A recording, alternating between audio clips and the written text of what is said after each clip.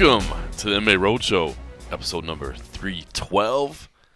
My name is John Morgan, and cold coffee is with me on an absolutely beautiful Thursday afternoon. I don't know what the weather is. It's perfect. That's what it is. The weather's perfect. It's sunny. It's beautiful. It's 74 degrees. 74 degrees. How cool is that? The window is open. We're overlooking the expansive grounds of the Casa de Cold Coffee. The landscapers, again, have everything looking tight. I want to tell the entire crew they're doing a fantastic job with everything. It looks beautiful outside, and yeah, man, this is the time of year that I just absolutely love. I always say April and October are our two best months in Las Vegas. So I don't know if anybody's feeling like traveling much lately, but I mean, we are getting, expanded occupancy capacity rates and stuff. So if you feel like coming to Vegas, it's that time. It's that time of year when it's beautiful. The thing that gets me, and that's been the hardest part, like shaking it off. And granted, I've only done it once. Was just the flying through the airport. Oh yeah. That was the part that Of course, everybody wants to go to the other locations. It was just dealing with the airport, dealing with the plane. That was the part I was like, I just don't want to deal with this. I don't want to deal with this. But it wasn't as bad. I kept my mask. I kept to myself. Everybody did the same. It wasn't that bad. And what's funny, and I will tell this if anybody's looking for that extra push just to go somewhere, other places are open up slowly. But here in Vegas, while there is the capacity things, most of the restaurants you go have a reduced capacity, but you can still go in them. Yep. You sit down, you take your mask off, and you eat, and you can enjoy it. Like, I don't feel like I'm living in a locked down city. Right. And it's been like that way for a while here in Vegas. When I hear stories of other cities in the States, and heaven forbids, when I hear people in other countries that are now just that, like, I do some online gaming, and one of the guys was telling me about for like the past month, he's been pretty much locked down, hasn't been able to go out into the town and do things. And I'm just like, I would lose my mind. Yeah.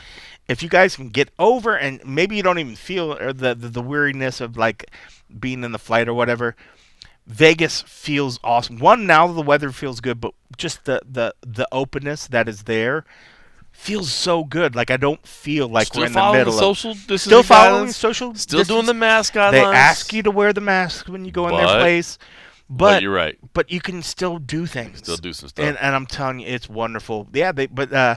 Speaking of capacity limits, the Golden Knights upped their limit now to I think 3,000 and something the other day. Which is cool. Being in a space when you're used to nobody, to being in a room now with 3,000 raging fans is going to sound so loud and incredible. When I watched one of the games recently, there was 2,000 people in the crowd, and it felt so good to just watch them, and then they're cheering, and I was like, I completely forgot, like, half of the country is still in a weird shutdown state. So what's it going to feel like with 15,000 at UFC 261 in Jacksonville? Outrageous. I wonder if they're going to sell out, though. Oh, they'll definitely sell out. There has think? to be, man. I mean, think about it. Nobody's been able to go to any sporting events whatsoever. You know what I mean? You think they're going to do, are they going to have a reduced pricing, or is it like pricing like everything's normal and everything's been fine? Okay, I could maybe some reduced pricing just because. I would say if you want it full, because they better it's a difficult reduce it. financial time for everybody. That's another part too. It's been a difficult financial time for everybody. So maybe some reduced pricing, but. Yeah, man, how crazy is that? The announcement is gone. Dana White says, listen, we're going to be first, and they're going to be first, and they're going to get it done. I just want to throw it out there because it was kind of surprise news to all of us. I mean, we all knew that this was in the works, that everybody was moving in that direction. I mean, Dana White himself had come out in some of our pre-fight stuff and said, listen, if I could move this week's event, I'd move this week's event. If I could go to Texas next week, he would have. I'd do it.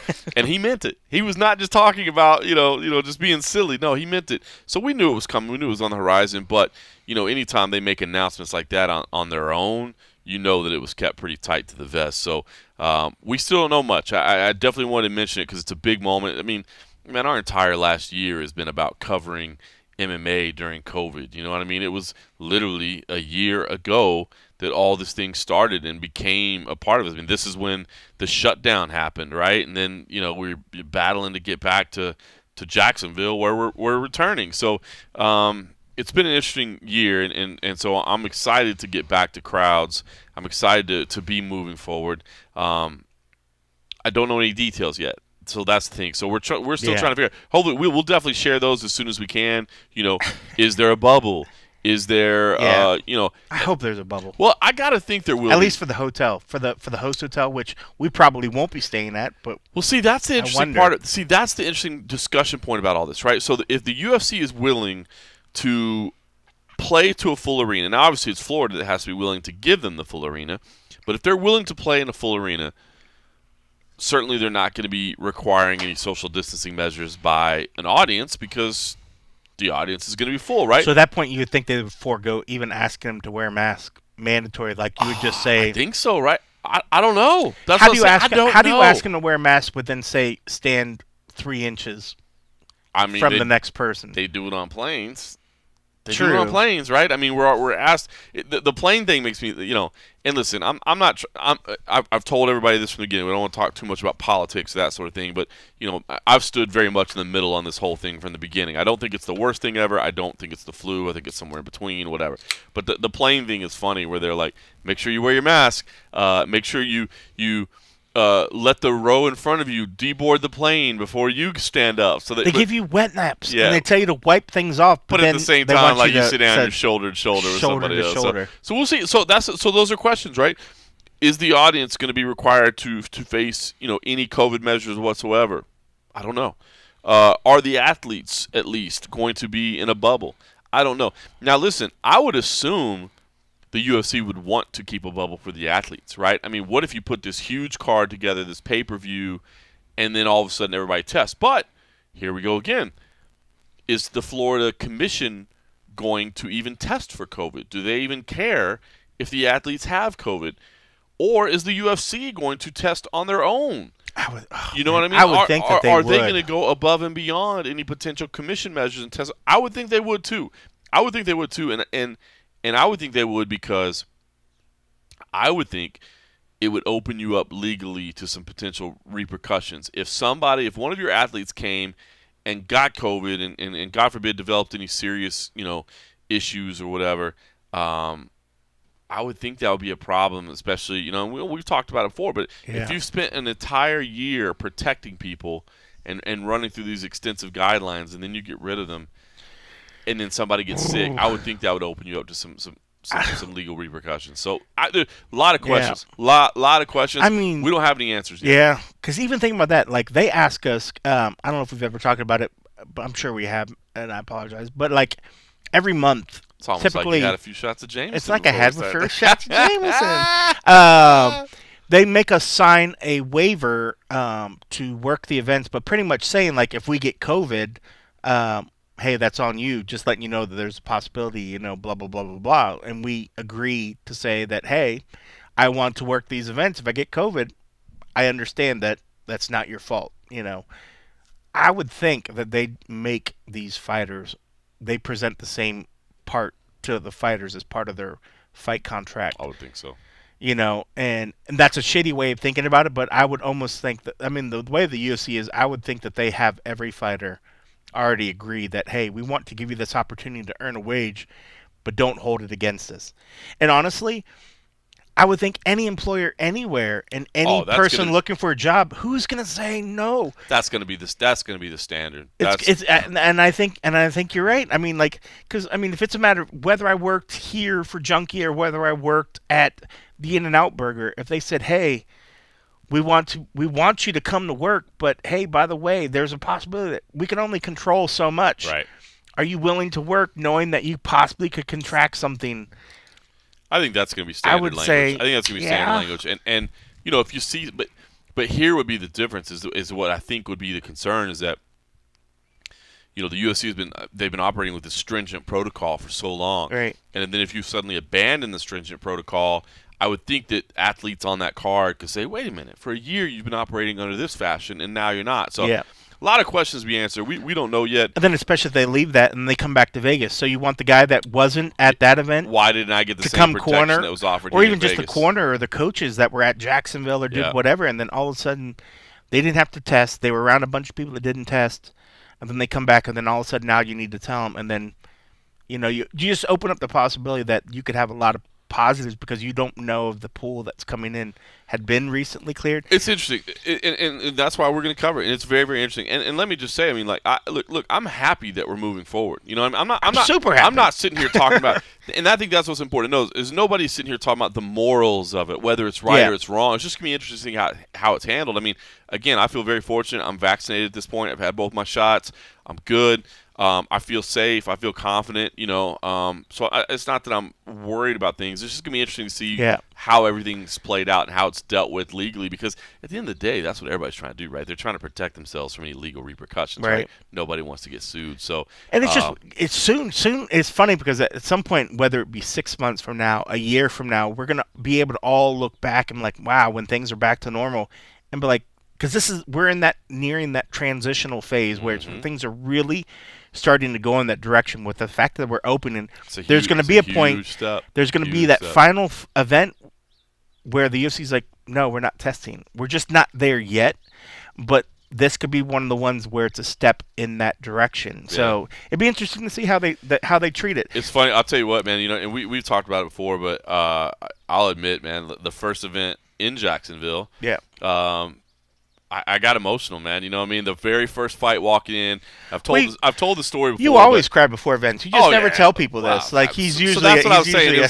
That's why I say it was my routine cry. You know, it was my routine cry. You get up. Bob O'Reilly's playing, and I'm just. You shit. You shower. You cry at some point. You know. No, but you know it's funny, man. That first event in Jacksonville. I've told the story before, but it's just 100% true. It's a memory I'll have forever. But. You know, Sam Alvey was the first one to walk in, and it was part. I think it was a whole bunch of things. I mean, first of all, just like it had been so stressful, right? I mean, everything had been like our world was literally changing in front of us, and we didn't know what the future of anything was, including our sport, including our jobs. Yep. You know, and to be at an event working, that gave a sense of security, right? And then Sam Alvey came in, and you know. Big goofy Sam Alvey with his big grin is like high-fiving imaginary people and like pointing to the crowd, right? Like big cheering sections. Like I see you up there and there's nobody there. You know, he's just you know miming everything. And he also had like a show tune in the back. Like I think From Now On from The Greatest Showman, which is like you know this big like orchestral emotional show tune or whatever. But I got a little emotional, man. Like I had a little tear welling up in my eye. Just like I remember, like going through in my mind at the time was like, we're back. Like we're back. We're doing what we do. Yeah. And so I'm kind of wondering, man. It'll be back in that same building, and crowd will be cheering. And I do wonder, man, if I'll get that kind of like, holy shit, I've missed this. You know what I mean? It's been since March of 2020. You know, since that Adesanya Romero fight, that amazing Jacek, you know, Zhang Weili fight. Oh, that fight was nuts. That we've had this crowd. So I'm anxious to experience it and to see what that's just real human emotion. You know, I'll be sitting in the back. Just like normal, not hearing the crowd at all. Can you imagine? You'll probably well up a team. It's going to be like, oh my God, it's as quiet as it normally is. I love it.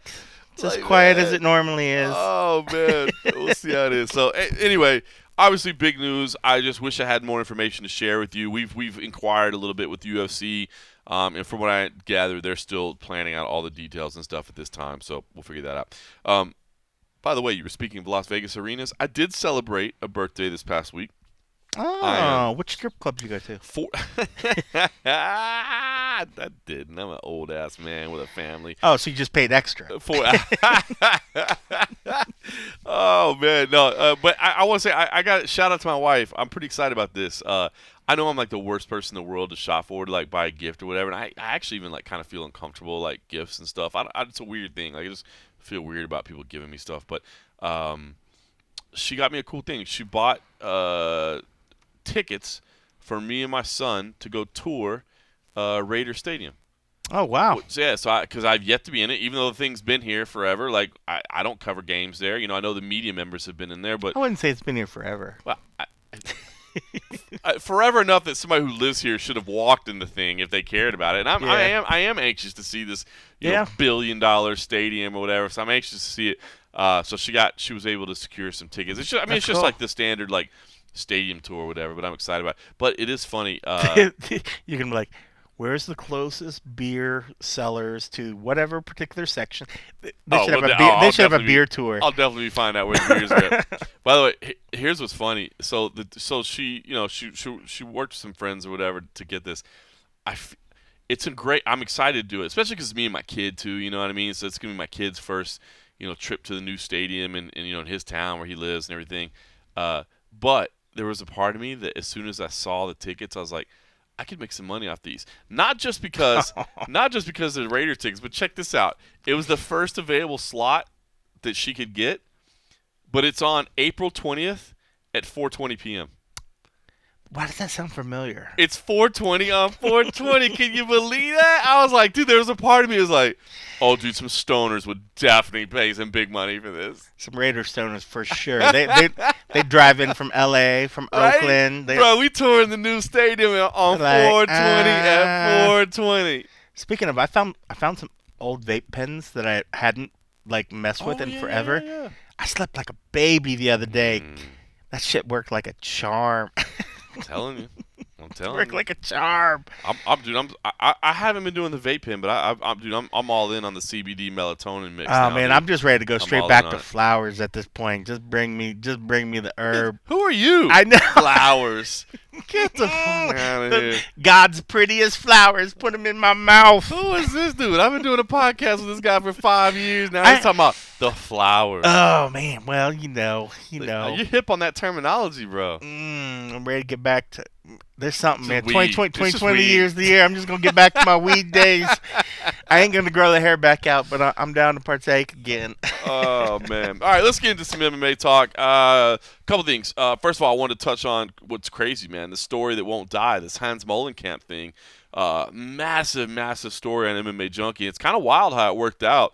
I did an interview with Rampage Jackson, who wanted to kind of speak out with his opinion on Hans Molenkamp. And it was wild because the way it all happened was I was packing up for our media day on Wednesday morning, like literally putting my computer in my bag, getting everything ready. My phone rings. My phone comes up, and it's just Quentin Jackson. I'm like, what? Could that be the Quentin Jackson? Like, I have not spoken to Rampage since his last fight, which has been, a year. I'm like, why is he calling me right now? I'm like, I'm pretty sure I haven't said anything bad about him that he's calling to yell at me about. Like, I don't know. Why is he calling me right now? And sure enough, he said, listen, man, I wanted to talk to you. He's like, I know it's been a while, but I was like, I want to talk to you about this Hans Molenkamp stuff with Monster Energy and this criticism and what's going on. And he's like, I saw the Dominic Cruz stuff. He's like, I heard Michael Bisping said something, and I talked to him about that a little bit. And he was like, listen, I just feel like this guy's being misrepresented, man. I feel like a lot of it's not accurate. And we were just kind of talking at first, and then he was like, I was like, well, listen, I mean, do you want to do an interview about this? Like, do you really want to go on record? Like, I mean, do you want to speak out publicly about this, or are you just kind of, are we just talking about information? He's like, no. He's like, you know what, man, I do. I want my quotes to be public. He's like, can you do something on this? I said, absolutely. But it's interesting because, man, I first of all, I never thought this would be a story that we'd be covering in MMA, much less it being a story that's getting insane views anytime something comes up. I mean, the initial Dominic Cruz thing, big, right? This story right here, it's almost like fighters found their mouthpiece. Like they're like the floodgates have opened. They're like, wow, I've been really sitting on this for a while, and I had no idea to the depths of why every time there would be an interview. Well, not every time. I'm sorry, but why so many times fighters would come back into the back room, see the monster can, get rid of it, and then get rid of it. Yeah, I always just like, I don't understand, but I'm sure there's a reason. Never thought about it. It would be gone from my mind. Done. Now that this has all came out, I'm like, I totally get it. And so the fact that more and more fighters are coming out and saying something, I do really feel and hope that something will come from it. Yeah. Because this is a part of the income that they've chosen, or that the UFC sort of made available for them to get this sponsorship money. And it's unfortunate that the UFC hasn't taken a bigger step to say, you're right, we should take a more active role to make sure that those that should be able to get these sponsorships are able to get them, and not they just want to pay not for some just school for them too. That'd be good. That would be cool as well. But the fact that, instead of them just taking the line of, well, Monster's been great, it sucks that this guy is whatever. But hey, if they don't want to take the money, then just don't do business with them. That's not the right way to deal with it. So, but I do like the fact that more fighters are coming out and feel like they can. It's such a divisive issue, right? Because you're right about that. I mean, that whole thing about removing, and I think that's a lot of people saying, "Oh man, I wish they would give my individual." And that's to be honest with you, that's an interesting discussion in itself, right? Like, why can the UFC sell a patch on shorts, right, and the fighters not get paid for it? I think about I think Tab is the one that's down in Australia where it's like a wagering site. Right.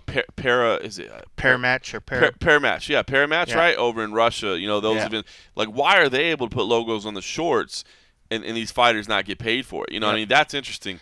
That was the whole shit that that's what the big lawsuit part of that stuff's about. Is the fact that they've given the UFC their likeness to do whatever, but they get nothing from it. And I think this is all stems from that same sort of deal. That's a lot of frustration. I think that's something that does need to be discussed moving forward. Like, I don't think you should. I don't know if you should be able to sell a logo on everybody's shorts and not have a cut. Not have a cut for it. I mean, that's how NASCAR works. Right. Like, they literally pimp out their cars and say, hey, you want to put your thing on here? I will wear a jumpsuit that has 50 logos on it. Just seems fair. And they get something from it. It just seems fair. I mean, look, Reebok's logo's on everything, and soon it'll be Venom, of course. And, and they do get a little share. Cut from that one? It's not a lot, but it's something. It's even just sort of weird that that even that has a tiered system to it. Right. Where if it's your so and so fight, you get a little bit more of a portion. It should just be if you're buying into it, for everybody, a flat fee for everybody, or allow them to work out a special deal on their own with them and say, hey, Reebok, I'm gonna pimp the shit out of your gear. Let me work whatever and work their own sort of deals.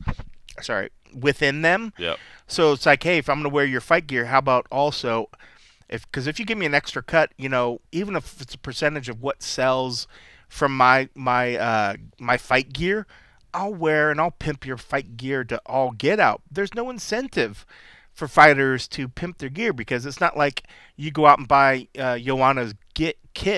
It's not like she gets an extra kickback because of it.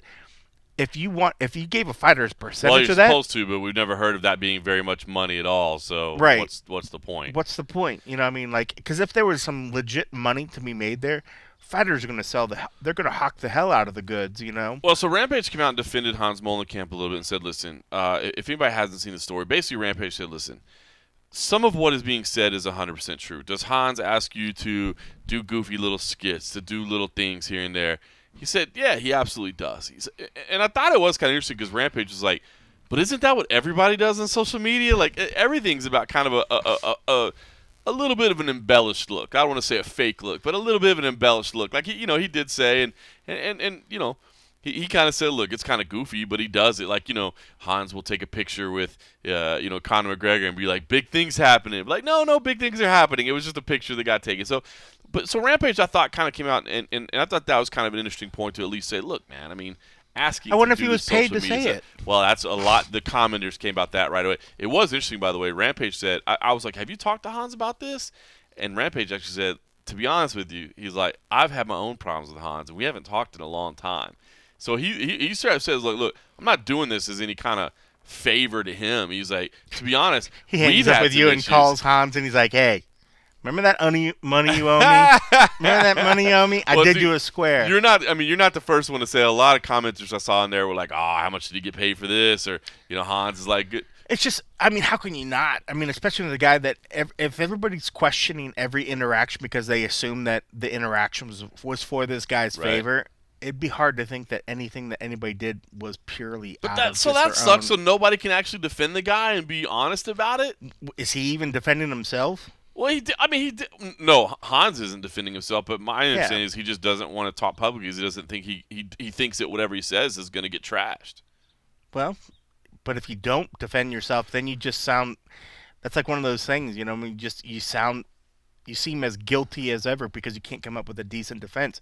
Most people would at least be like, come out and say, like, these guys are overreacting. Yes, there's maybe some questions about the way that we word and phrase things.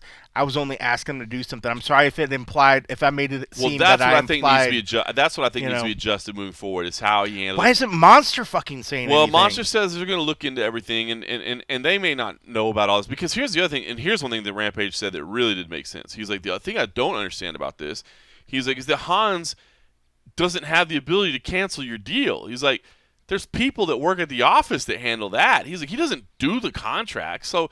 He's like, and Rampage said, look, will he ask you to do some goofy stuff sometimes? Yeah, he will ask you to do some goofy stuff sometimes. Will he tell you, if you don't do said goofy stuff, your money's gone? No, he won't say that. And I did think that was what if he has, but nobody's ever checked him on it? It'd be like the UFC social media guy saying, like, you need to do this.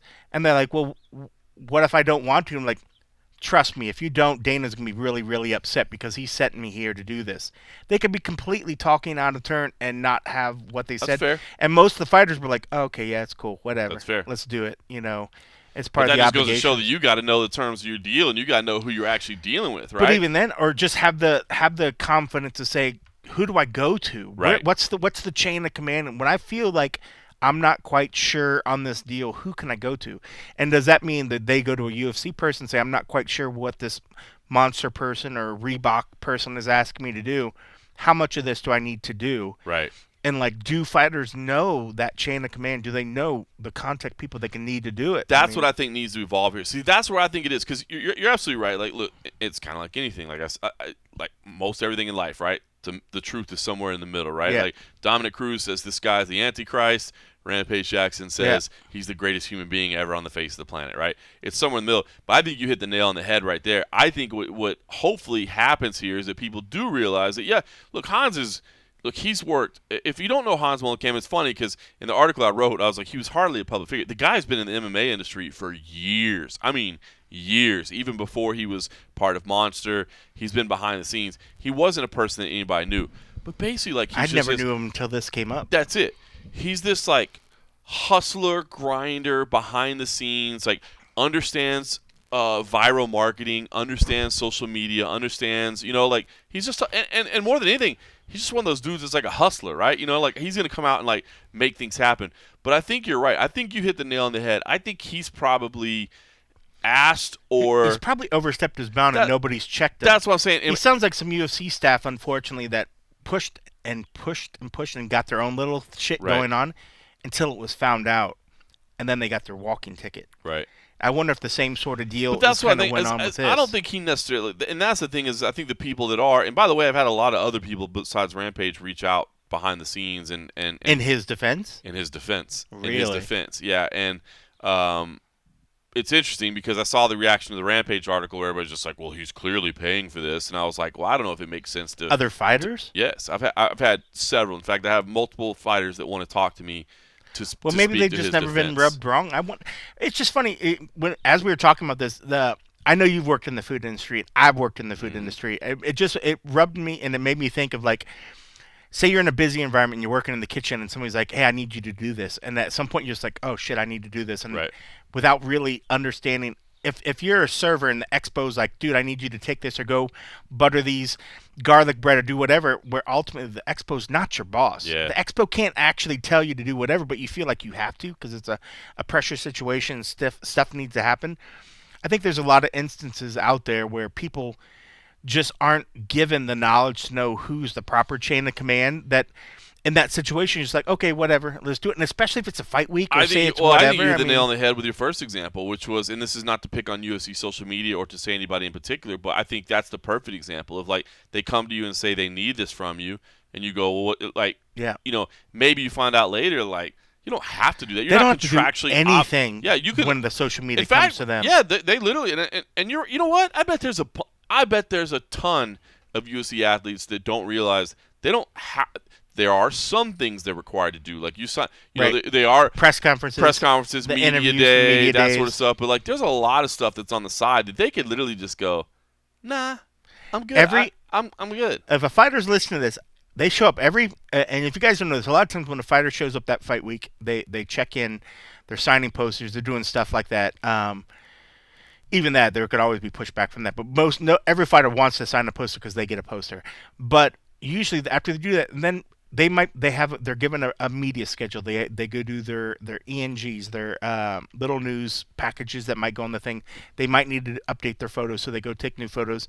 If they don't have to do that sort of stuff, for the most part, they're free. But what'll happen often is that social media has a little idea of something they want to run for this event. Oh, it's something cute, something whatever. We have some, I forget what happened in Abu Dhabi, or we could be wherever. We have some blow-up dolls. We want to do whatever, and we're going to have you like do a fake beach scene. Yeah. I think they did a beach scene or something in Abu Dhabi, and it could be somewhere else or whatever.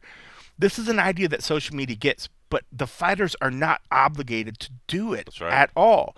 But they're bombarded with this as they check in, as they're doing all this other stuff. And they're just like, okay, yeah, I'll do it. And most of them are happy to do it. It sucks when you're just off a long flight and when you have other stuff going on. So in the instance, like I said, when I was talking about like the being in the food environment, you're just showing up, you're just like, oh my God, so much shit's happening. This guy's telling me I need to go do this. And I'm like, okay, I must have to go do this. You don't have to.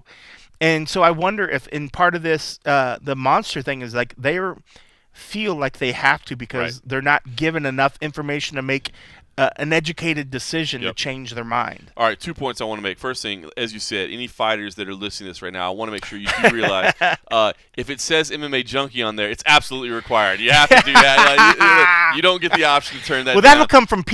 That won't come from social obligated. media. I do not want you guys losing out on your money. I don't want this to come back and bite you in your ass. So if you see MMA Junkie on the schedule, you might lose your Reebok gear. I'm telling you, don't even ask questions about it because I know how things work behind the scenes, and I'm looking out for you guys and gals. I don't want you to I forgot lose about that clause. I forgot about the MMA Junkie clause. No, but second, I think you hit the nail. And I keep saying you hit the nail on the head, but I think you're dead on with this. I do think some changes probably need to be made, and I think it's a good thing that Dominic Cruz spoke out about this and got this to be public awareness. But what I think it's almost gone so far that I think people are kind of villainizing Hans as like he's doing something illegal or he's doing something immoral. And I don't think that's the case here. I think he has probably overstepped his bounds in some situations, maybe asked a little bit too much where he shouldn't have, where he's asking for more than these athletes are contractually obligated to do. And he's making it seem, like you said, maybe not, a demand, but just kind of putting it in that way, You almost sound like you're defending him. Well, this segment is brought to you by Hans Mollendouche. What's his last name? Mollenkamp? Mollenkamp. Yeah. Listen, I'm not trying to defend the guy. I mean, I will say that this Monster Energy is awfully tasty that we're having here. And we have not been paid, I tell you. This drink brought to you by... I just think, after speaking with Rampage and after speaking with some other people as well, and to be honest with you, after seeing the whole thing unfold behind the scenes, again, not a story I'd ever thought I'd be talking about. Yeah. But I do think that I get where, like, maybe he's, as you said, pushed the boundaries a little too far, overstepped his bounds a little bit, maybe tried to ask a little bit too much of these athletes. I don't feel like it's a situation where this is a dude that needs to lose his job. This is a dude that has been doing something illegal. This is something. No, but part of me just wonders. I think if it, and we won't go much longer. But I just do feel like the UFC possibly dropped the ball when it comes to defending their athletes and protecting their best interests by giving them the best information as for what is actually required from the monster deal. Things of that sort. I think if a fighter knew, I don't think there's anything required through the UFC. But that's the thing. The UFC, like Dominic UFC has like brought an individual deal. But that came to him because they're part of the UFC. And I'm sure it was a matter of here you are, and this is you're now a UFC signed fighter, and now you have access to this, and here's this, and these people come. They control everything from everybody else that talks to their fighters. Why would they not control, or at least understand what these companies are asking and expecting from their fighters? So I would think that they would take at least some interest, but I think there's part of it because I'm sure the UFC there's an economical kickback in some sorts, and the fact that Monster puts a bunch of money that gets their damn logo on the canvas and all this other kind of stuff. So it's nice to say, hey, Monster's been great to us, but yes, they do their dealings, but that's their dealings with them. Right. That's their dealings with the fighter. That's not us. you're choosing to deal with the company. If that company is doing shady shit to your contractors or your fighters, would you not at least want to protect the interests of your fighters? Or do you take the money and turn a blind eye completely and then try to take But the again, excuse? their individual deals are their individual deals. That's got nothing to do with you. But still, you can educate them at least a little bit agree. to something. Well, I think the education is the key, and that's another thing. And I think Rampage, I mean, you think about Rampage, you know, a veteran voice of the sport, to say the least. In fact, that was kind of the lead to my story that I wrote. I was like, the dude has literally seen the best and He's the worst seen of MMA. everything. The if good and the there's bad, a guy he's that's seen it seen all. it, yeah, you're right. He's a guy that knows, you know, if you come up to me and say, hey, man, you're not going to get your money if you don't do this. Rampage is the guy that will say, F you, I know what my contract says. After he slaps him and leg kicks him. Yeah, he'll slap you and leg kick you first. He'll say, I know what my contract says, and you don't have the right to tell me that. I'm already fulfilling my dues. You know, again, I think this is a good discussion point. I think it is an education opportunity for athletes to say, like, hold on, man, when you sign this deal, what does it really mean? Like, what am I actually entailed to do, and where is the limit? You know, and of course you want to show loyalty to a brand. You want to show that, hey, man, you know, if they earned it. Yeah, well, that's it. That people, at the end of the day, you're signing a business deal that requires you to post this many times, to say this many things. Right. As long as you fulfill those, you're good. Now, if somebody wants to come ask you, like, hey, can you do this? Hey, would you mind doing this? Push back. That's it. If you feel comfortable with it, because let's say it's a product you truly believe in, or you have ownership in, or whatever, then hell yeah, do it. I just wish they would give them the tools, or give them the confidence that they should do that. Like, one of the things that came up a couple, time is crazy, but like a month back or whatever, when the past interviews, and Julian, local guy that worked at the golf place for Marquez, yeah, Julian Marquez, yeah. I was talking with him, and he was talking about different financial support, and I was like, do you miss the symposiums? Remember, the UFC used to bring all the fighters and would talk business things, would talk contracts, would talk social media, would give all this stuff. And I understand that it was a tough cost for them to bring it. People didn't take advantage. And even then, he was like, I've seen some things that happened. He's like, but when I was there was nobody else there. There was just a few. So, I mean, it must have got to the point where the UFC decided, okay, maybe this isn't worth it. But what about the athlete summits? Those were great tools. Well, but they ended up turning into shit shows, right? Where people are getting into fights and police are being called out, and it doesn't mean that I wish they wouldn't have stopped it, because, like you said, well, one, they made those a party. They made, besides the whole business side of whatever, we're gonna have these meetings. Oh, by the way, we're gonna set up a huge concert. We're gonna set up a huge fucking concert, and there's an amusement park in the backyard. By the way, go have fun, guys. Right. Like, you're asking for it at that particular point. But the whole fact is, everybody always wants more training and wants more understanding of what the parameters they live within. And I think in a situation, especially with these fighters and with all these complex deals with sponsors coming in, and who am I obligated? The more education, the better. And I guarantee, I mean, if anything, most of the fighters are underpaid. I think most of us can agree that most fighters are underpaid from their worth. But if you can at least give them something that they could take away from it, that one is a value for their career, it's a value for their life, then I think you can at least sleep a little bit at night, because you're giving them better knowledge. But the fact is, these fighters are, without asking or screaming about it, are asking for help. They're asking for understanding. And if you don't give it, you're going to get the sort of stuff that's starting to come out now, where fighters are upset, but they feel like they don't have an avenue to voice their concerns. If there was the symposiums going on, the athlete summits, all that other sort of stuff, and you open up the questioning to the fighters, what are your questions? What are your understandings? What don't you understand about what you're being asked to do? And how can we clear that up for you?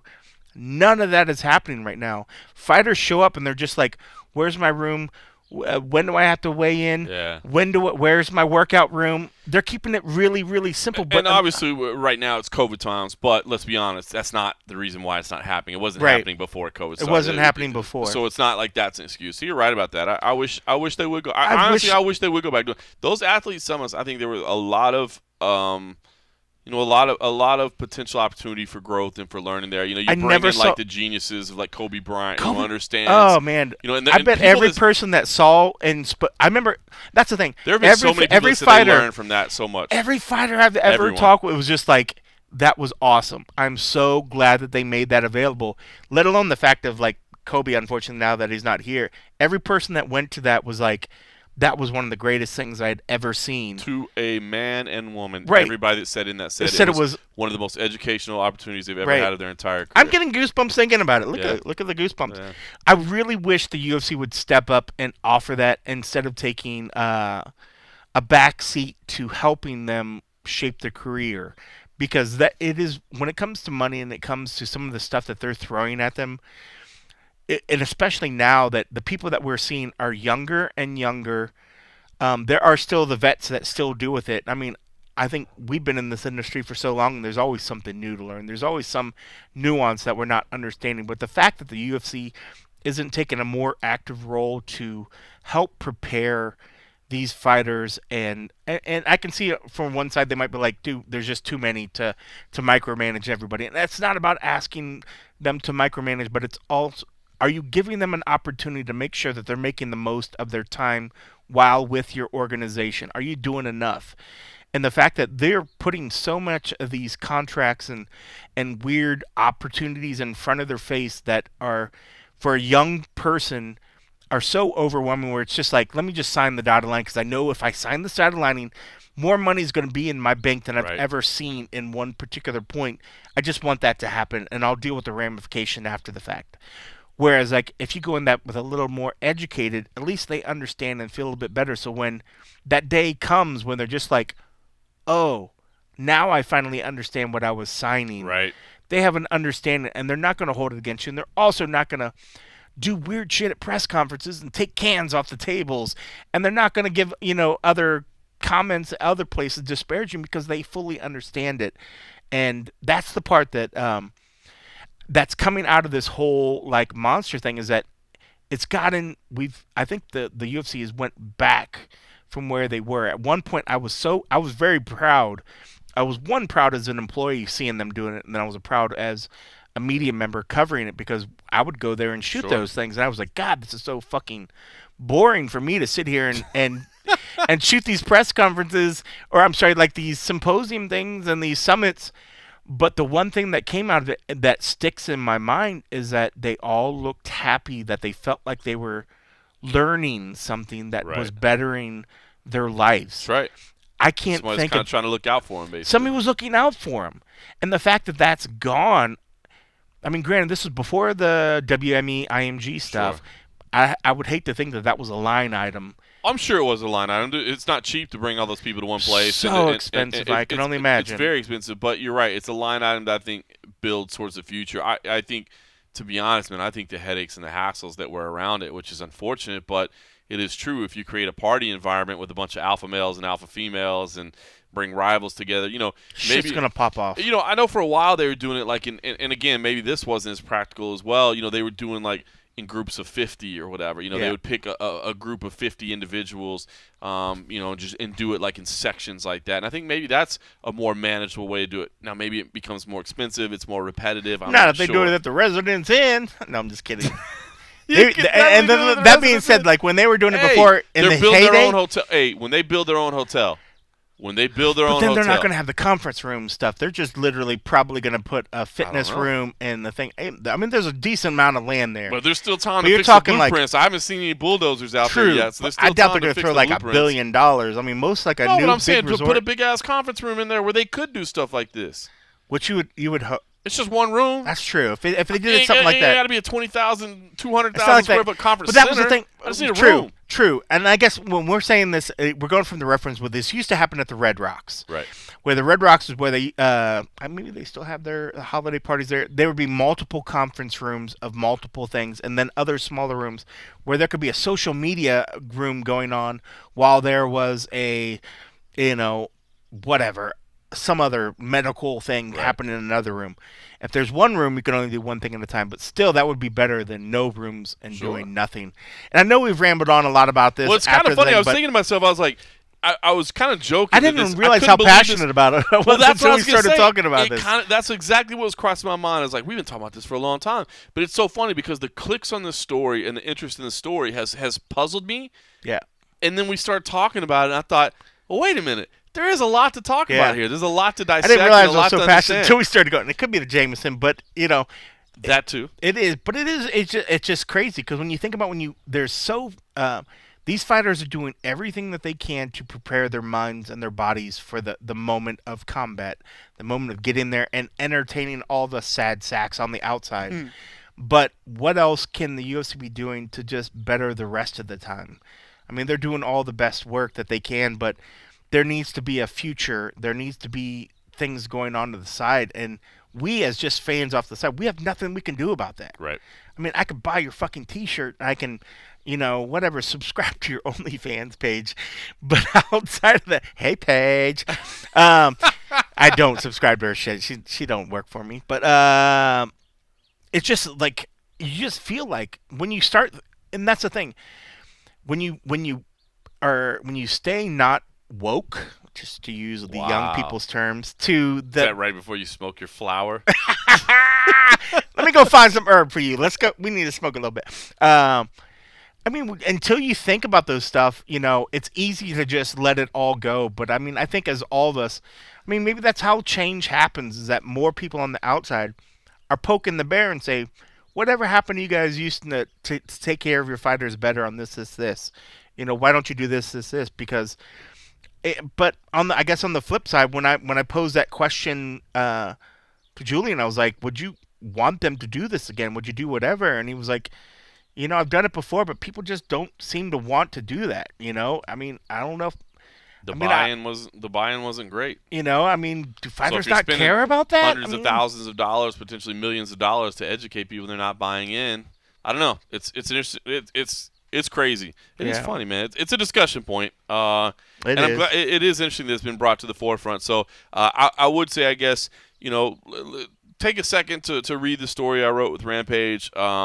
I think I might be talking to some more fighters. I've had several fighters that want to reach out. Just and talk do it to while me. you're drinking a Monster Energy and be happy that you're doing it. Clearly, as I would. I get tired in the day, but I get a Monster Energy, and all of a sudden, and then I feel great, and then I just read more articles. Listen, I do want to say one other thing that it's not related to this, but it's kind of similar. Okay, Junior Dos Santos is filing appeal of his loss to Cyril Gane, and he already filed an appeal, and it was turned down. And he's refiling another appeal. And a lot of people, I think, are going to see this from the surface area, I guess, and say, man, I thought that, what's he doing? He's not even in the UFC anymore. Why does he even care about the result of this fight? It's not going to get him back in the UFC. It's not going to change his career, all those things. And you're right about all those things. But this Junior Dos Santos appeal, I'm interested in watching because I want to see what it does moving forward for the Nevada State Athletic Commission and kind of just the way that the commissions address things. Because here's the thing. So the elbow that put down Junior Dos Santos, I remember watching it live and thinking, whew, that is so close to being illegal. And then I remember watching the replay and seeing, well, you know what, man, when he throws that elbow, part of the forearm hits the ear, and because of that, it makes it legal, because that's kind of what I've always been instructed, is that if it hits the legal area, then if it bleeds over a little bit into the illegal area, it's still legal, right? Kind of like the foot wrapping around the back of the head. That's 100% it. That's the definition I've always been given, right? But a couple of things happen. Number one, I've seen the case that they presented to the Nevada State Athletic Commission, and it is pretty interesting. Number one, there's a photo of Junior's head the next day. And it's the case is beautiful that they did, because there's a famous picture that a lot of people have probably seen that's the definition of the headphone rule, like what the back of the head actually means. And they put Junior Dos Santos' head right next to the picture of where the illegal area is, and damn if he doesn't have a bruise right there in the illegal mark. So even if the forearm did hit the ear, it's clear something hit that illegal area, because he has literally, the next day, there's a bruise right there at the base of the skull, man, just right there in the center. So you think, okay, well, he definitely got hit in the back of the head, right at the base of the skull, which is supposed to be an illegal area. There's also an argument that they make, which is kind of interesting. If you go back and watch it, I didn't catch this the first time, if I'm being completely honest with you, but I went back and watched it because it was pointed out to me. Cyril, and again, I'm not trying to say it was illegal. I'm not trying to make that case, but this is interesting to watch. Cyril does actually grab Junior's shoulder with his left hand and manipulate his body just a little bit before he throws the elbow. So it makes you wonder, because you watch it live and you think, well, Junior turned his head away. So if he turned his head away and he exposed the back of his head, that's on him. But if you look, Cyril manipulates his body just a little bit with the left hand before he drops the elbow over the top. Now, I'm saying all that. Yeah. Look, because we're talking about fractions and millimeters and all that. I'm not necessarily saying this needs to be overturned, but here's what I'm interested in following on this case about, is that this to me is kind of an institutional thing that needs to change as well. This is kind of like, it's not related to the monster thing at all, but it's this kind of discussion, right? I'm less interested. Damn you, Hans. I'm less interested in what is done in this particular case than I am in what happens overall, and that is the first time they filed an appeal, the Nevada State Athletic Commission basically just sends them a letter back that says, you know what, we're not hearing your appeal. Sorry, and it's just like, wait. And this has happened before. Where people file appeals and they just go, nah. And I think that's not right. I think at least if they were Connor and had enough money and people that knew that could lobby them, they would overturn it. That could be possible. But at least have a hearing. And so now they're refiling. Judo Santos and his team are refiling, and they're saying, hey, we got your first thing. You kind of pointed out some holes in our evidence or some holes in our case. Here's some added information. Here's some added reason. And that is what I would like to see. Is I don't think it's right that the commission should just get an appeal and just say, nah. You know what I mean? Because look, maybe it is something that needs to be talked about. Maybe it is a rule that, like, hey man, this isn't the right rule. Or, should we change it? Because for instance, like you said, like the foot wrapping around, or the fact that he has a bruise on the base of his skull shows that he did take an illegal shot. So I would love to even if that got changed. If you're trying to say, hey, it touched the ear, it touched the legal area, and the rest is just that just happenstance, it just happened after it. If you say 75% of your strike is in the illegal area, and 25% or less is in the legal area. Right.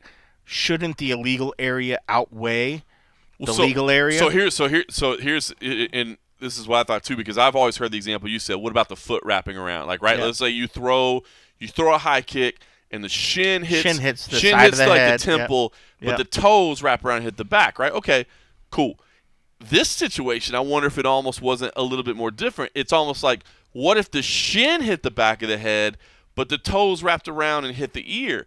Does that mean it's now legal because the foot did hit the ear? So that means that's legal because part of the blow did hit the the legal area. So see what I'm saying? And it's I think it would be totally fine to have a hearing and to lay out all the facts and just say, Junior, we still don't believe that this deserves to be overturned. Here's why we don't think. But at least have the hearing, at least have the information gathering, had that all public, had the discussion happen, all these things that we're talking about. Nobody would ever be talking about athlete education and how to handle sponsorship deals if Dominic Cruz hadn't done what he did. You know what I mean? He made it public. And I think the commission has a responsibility to make these items public so that we talk about them and we can at least, if there's chances to tweak and improve, we can tweak and improve. I completely agree. And especially you got to think, like, a lot of these commissions were born from being boxing commissions. This is not a boxing issue.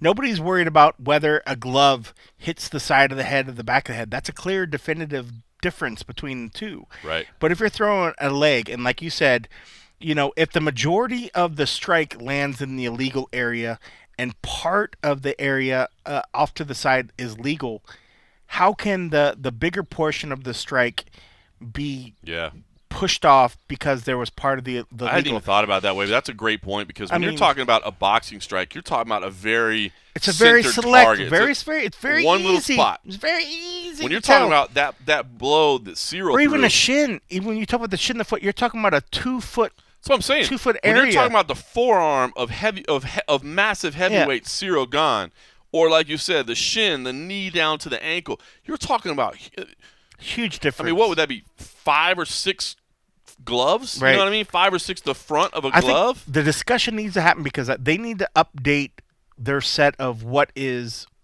how they reference what is legal, what is illegal, and what is good and what is not good, because I think they still take it all from what has been a boxing perspective. Like that needs to change. Like I think there needs to be the point where if and granted, even that's subjective. When it's somebody, if a ref that's in the rings, like if 75%, if 80% is in the illegal area, it's an illegal blow. The illegal side outweighs the other. Like if you could tell that the majority of the damage done, whether that is even subjective, is in the illegal area as opposed to the legal area, you have to lean on that side. But that has to be a discussion that the commission needs to make. Just start having those conversations. But how do you have those conversations if they're not willing to even just hear stuff? Like they need to be brought to task to do it. I mean, and there's no incentive. I mean, this is a board of people that are picked by the governor. Right. They come in and they pick their stuff. They're paid by the events and things. I'm sure maybe there's some government money that helps stipend it. Maybe it's I don't know what the government subsidy that pays for this, but a lot of their funds are paid by the fees, the penalties, and the events that are paid on. So they're paid to have events happen. They're not paid to make sure that the right thing is happening. At least in the sense of, let's change the way that shit's been going on for 100 years to make sure that the best thing is happening. Better off just to make sure that the status quo. Nobody rocks the boat. That's a good way of putting it. Nobody rocks the boat. We make sure whatever. But it's just, I think a lot of it stems from the same when they chose to start looking at the glove. And even when new gloves were being developed and introduced, they were looking at, well, where's the padding? Remember, we would go to those boring-ass meetings that went forever, and it was like, oh, we're going to talk about the padding here and the sensors here. If you can talk about that, why can't you possibly talk about how an illegal strike and a valid strike are interpreted, especially since it has changed from just a glove, from a boxing glove. And especially if you're talking about a real-world scenario. Life and death type shit. I understand that if you're just, like, somebody brings up some hypothetical and you're like, dude, I ain't got time to sit here and talk about some hypothetical. Yeah. But if you're bringing in real-world examples and you could say, this fighter believes that the rule wasn't interpreted properly here, or, let's talk about it. Yeah.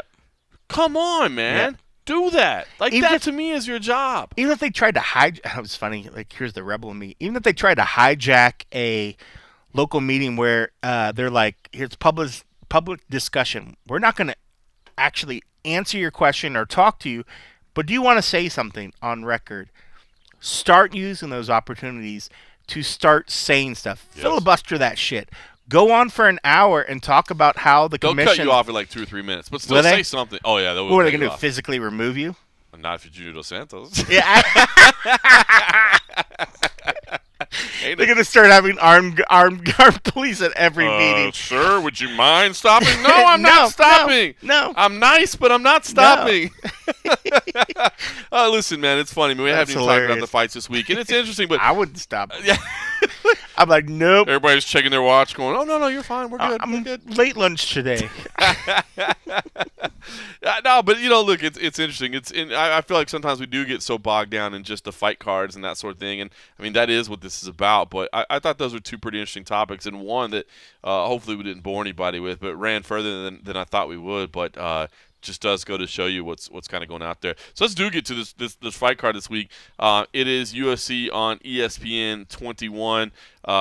Derek Brunson versus Kevin Holland. A lot of breakdown in the main event. I'll tell you right now, if you want to see a fantastic breakdown, go check out Dan Tom's breakdown on MMA Junkie. He did a great written part. Check all of his breakdowns. If you guys aren't checking his breakdowns, you should be checking. Yeah, but there's a reason why Dan Tom's usually always at the top of our staff picks. Yes, there is. He understands his shit, and if you're a gambler, he'll give you the intel. You need to pay attention to Dan Tom. Just gonna say, saying. The way the schedule's laid out this week, I actually, we've talked about kind of some impending staff changes. I think people are probably already aware of some of the changes that we've incurred already. There's more going on, but I edited his breakdown piece this week, which I don't always do. So a lot of times I'm reading it after we've already done this podcast, but I actually edited it this week, so I got the inside of that. It's a great main event. It's an intriguing main event. Like I said, if you want an in-depth breakdown, go check out Dan Tom's breakdown in MMA Junkie. He does a fantastic job with it. I'll just say, and he kind of lays out the case I won't spoil it for you in which way he goes with it, because I love the way that Dan Tom does his breakdowns. He kind of shows you, here's one fighter's path to victory, here's another fighter's path to victory, here's ultimately which way I'm deciding. But I think he does his breakdowns in a phenomenal fashion. But I'll tell you what, I ended up leaning towards Derek Brunson in this one, and I am so hesitant on this one. This is one that if I was, if the only bet that I could make was my rent money, I'd probably just keep it in my pocket. You know what I'm saying? Like I would right. I would this not. This is the one you skip. This is one you skip. This is the one you skip. Don't add this to your parlay. I'm leaning towards Derek Brunson just for the simple fact that I do believe a couple things. First of all, I do believe that he has the better wrestling, and while Kevin Holland is certainly dangerous as a grappler as well, I think Derek Brunson is seasoned enough that he can deal with it. So I think what we're going to see is a lot of Brunson clinching, a lot of Brunson takedowns, a lot of Brunson top position. But we'll see. Kevin Holland is dangerous. He's clearly dangerous off his back. He can knock you out from his back. You know what I mean? It's Jacare Souza. How crazy is that? I mean, but that to me is like a that's still the most ridiculous thing I've ever seen in my life. That's a 1 in a million thing, right? Like that's not something that happens a lot. So you can't until it happens the second time. Or 2 in a million, 1 in 500,000 even if you do the reduction. We'll find out. I don't think that's going to happen. And I will say the other thing I like about Derek Brunson is, and he addressed it in our media day, is I think Derek Brunson fights poorly sometimes when people are under his skin, when people have pissed him off, when people have kind of gotten to him. And while Kevin Holland is that guy, and by the way, could still get under his skin during round 1, during round 2, during round 3. I mean, this is a dude that's talking trash to you, right? Nonstop. Yeah, so I mean, he could still get under his skin. But I feel like Derek is in this kind of more mature position in his career, in his life now, where it's just like, it doesn't bother him anymore. So, I think about the way he fought against Adesanya, for instance. I think about the way he fought against Whitaker. I don't think his head was necessarily in either of those fights, and I think his head will be in this one. So I lean towards Derek Brunson. What say you, Coach Coffee? Did you have a strong? Because I'll be honest with you, like you said, stay away from this one as far as I'm concerned. This is a 50-50 fight to me. This is completely a 50-50 fight. And this could be one that bites me in the ass because I've went for the up-and-comer multiple times where, not that it's buying into the hype, but in this case, sure, the hot commodity, right? I went with a hot commodity. I went with Kevin Holland. One, I just love listening to this dude. He's so phenomenal. Fun, but And this is no offense to Derek. I just feel like fighters have seen what he has offered, and it's not like they're seeing a new trick out of the bag every time they come. And I think a guy like Kevin, who still feels to me like he's growing, and I see new wrinkles to his game. The fact I could see him knock out a guy like Jacare Souza from his back is just absolutely mind blowing. And while you're correct, I think Derek has dangerous grappling to get him down.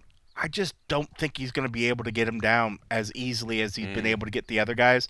So I went with Holland on this one, and I was trying to look to see what Dan Tom and I was trying to look on the staff records because you're doing really well. I'm usually around second, third, fourth. I've never won in all the years we've done. But you're up there. Won. But I mean, there's usually sometimes when you trickle down into the middle, start to get a little bit lower, and then you bring it back up. But right now you are going strong. So I feel a little weird going against you. But in this one, I did go with Holland.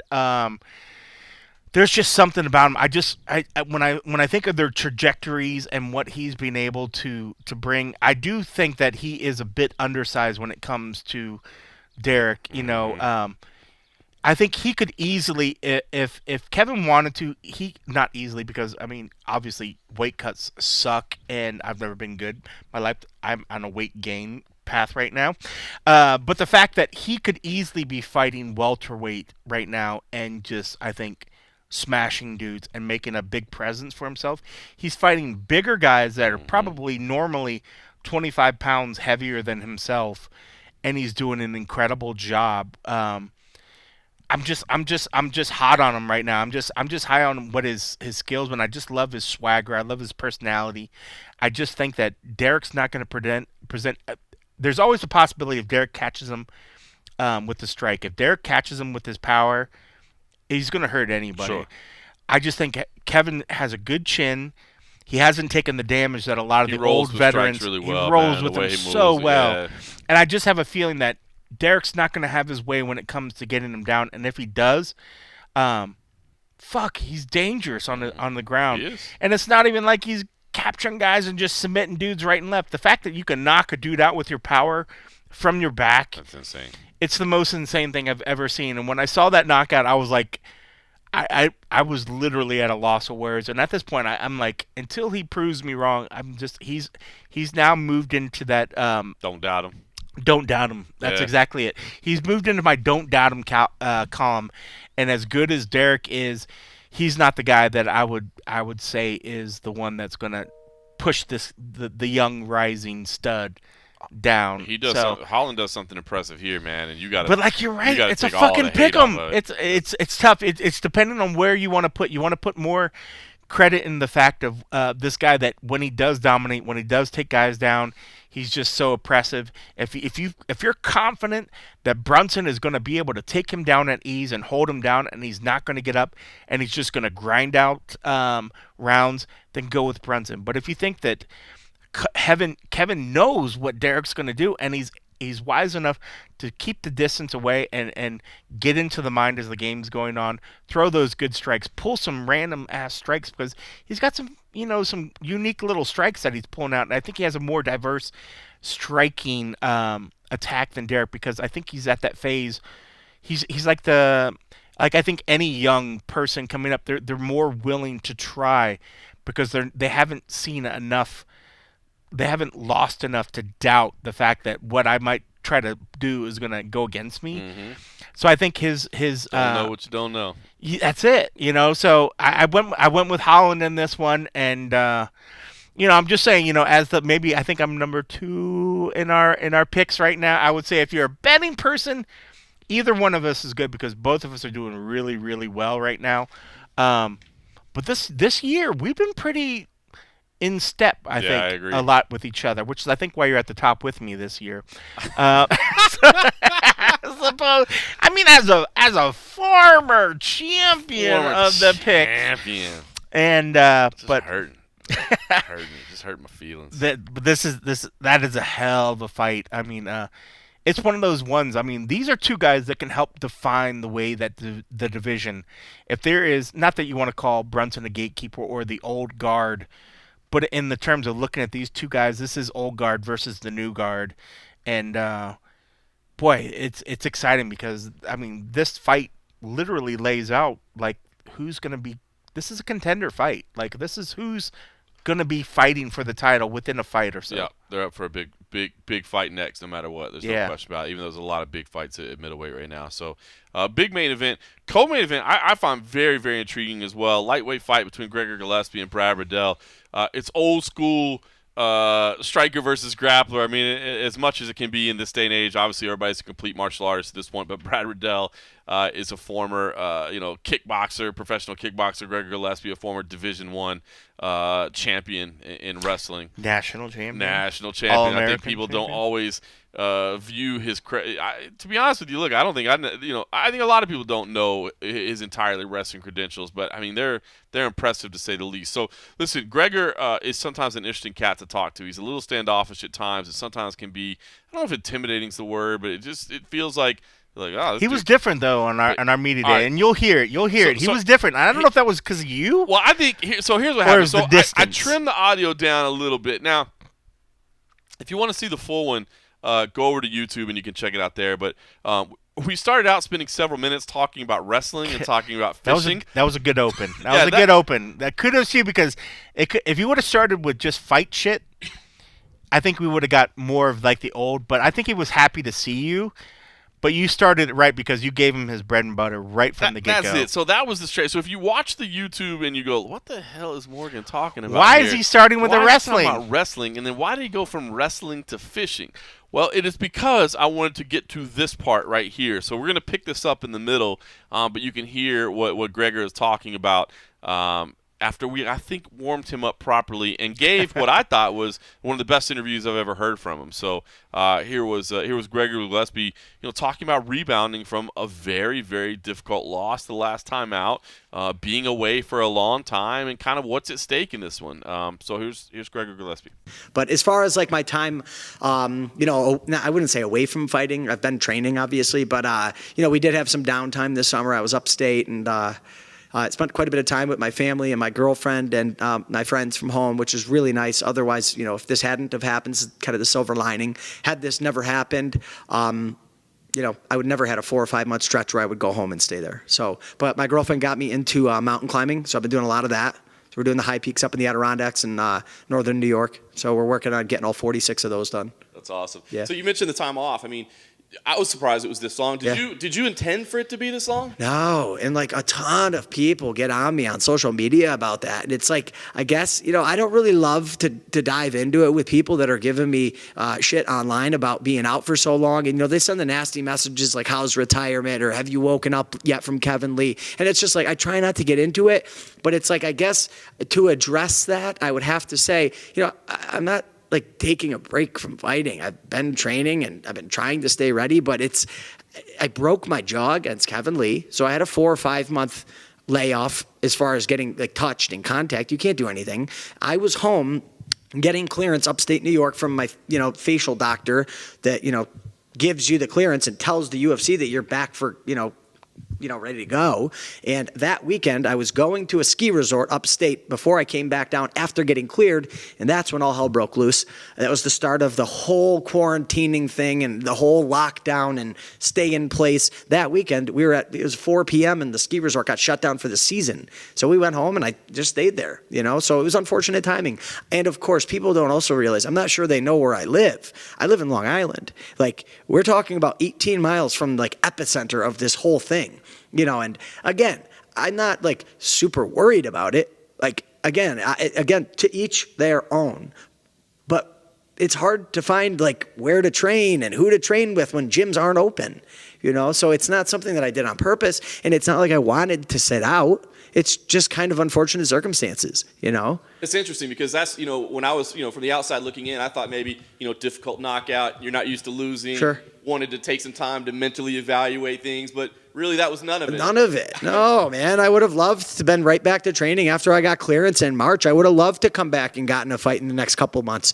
It just was unfortunate timing, The gyms were closed in New York. And it's like then you got people sneaking around trying to keep a gym open and they're getting fined $10,000. So it was tough. And when things finally opened up, we figured it out and we got back on the pony. But it's like, I don't know if people understand if they're living in, wherever in the Midwest and it's a little bit more open. If you're in Long Island or the New York City area, you couldn't train, It was tough, man. Well, now that you're back and you are able to train, I mean, is this one important to you? I mean, like I said, I know you're not a guy that's accustomed to losing very often. Sure. That was a difficult one. Is it important to get in there and like get that behind you or because of your wrestling mentality, like, is it already behind you? I mean, it's been behind me. I thought it was, I would say in the few weeks following that loss, it was behind me. And I want to say this too. The way I lost was easier to accept for me. And I mean, people may be like, what is he talking about with that? But that was easier for me to accept than getting like beat up for 3 rounds or getting taken down and held down or, or getting just, if I had been drugged through the mud and then lost a bad decision, that would have hurt me way more. I got hit with a really nice punch followed by a really clean kick, and props to Kevin Lee on that, man. That was a beautiful combo, and I don't know if you could do it better than that. And it wasn't lucky. It wasn't I got caught. It was perfectly executed, and the credits to him on that. It wasn't like, oh, well, I had an off night. No, man, that was really solid on his end.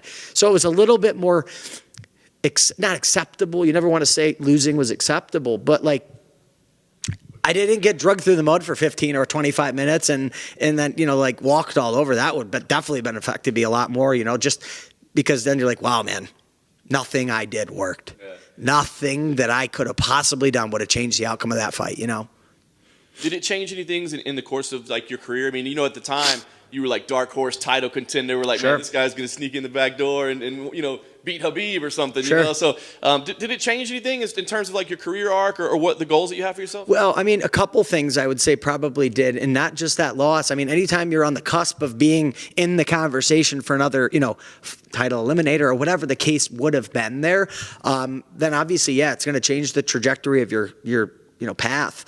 But also, so did 12 months of being on lockdown. I think that probably has more to do with it. The great thing about the UFC and the fight game in general, but, really the UFC is the fact that the 0 at the end of your record isn't all they care about, And they actually said that to me, a few of the guys high up said, don't worry about that. Just keep performing and you'll be back in no time. And I think the great thing about fighting for the UFC and MMA in general is that you can erase all of that, the bad stuff, with a good performance on Saturday night. They only care about your last one. And that's the proof right here is I had 13 fights in a row with, 5 finishes in a row in the UFC, and I lost once, and that's all people remember. So suck and never wear it again. Yeah, exactly. And, I mean, listen, I get it. That's part of the culture, and that's what goes on Instagram. That's the trolling of, what goes on these days. But all I got to do is show up and perform on Saturday, and apparently they'll forget about that one. That's awesome. Last thing for me, then I wonder, because you're back now, big spot, right? Co-main event, ESPN. Sure. I mean, it's a big deal. So what's the goal here? I mean, is it just for you to get back in there and enjoy yourself, or is it to make a statement, remind people who you are, or what is the goal on Saturday, other than just to win, of course? I mean, winning is really the only thing that matters, and I would say, to kind of like parlay that, I would say that winning and looking good doing it, not being a boring fight, not being a cautious fight, not being a fight that I wish I'd done more, and kind of, I don't want to underperform. So I want to go out there and let loose, man. I want to, show people that I'm the grappler in this division. I'm the guy who's, you know what I mean? Like, that's kind of winning. Like you said, winning is the biggest, most important thing. Your hand raised at the end of the night is the most important thing, but I want to do it the right way, with some conviction.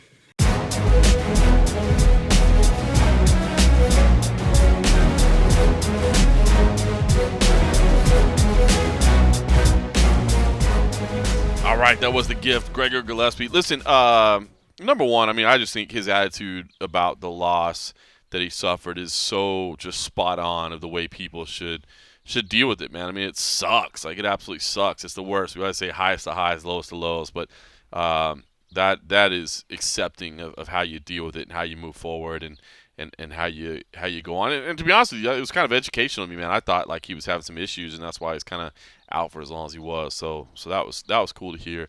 And then of course the thing that honestly I think has been a repetitive theme over as more people do talk about it is just the frustration of social media sometimes. I mean, just how dickish people can be online sometimes about stuff, which sucks. No, man. I know, which sucks. Which is why you shouldn't mess with all that stuff. You should go to patreon.com. Yes. / the MMA Roadshow. Where everybody's peachy and happy and jump over there. Well hung, and your kids are smart, and your wives are beautiful. Well, listen, you go to patreon.com / the MMA Roadshow. For as little as $3 a month, you can help support the show, which does assist us greatly in the costs and things that we do incur in presenting this podcast out for you every week. You also get exclusive access to the and a half episodes, of course, where we recap every single UFC event, which is basically every show. And here's the other thing. Here's the other thing we've learned recently. You might want to come on there and talk some shit to me too, but guess what?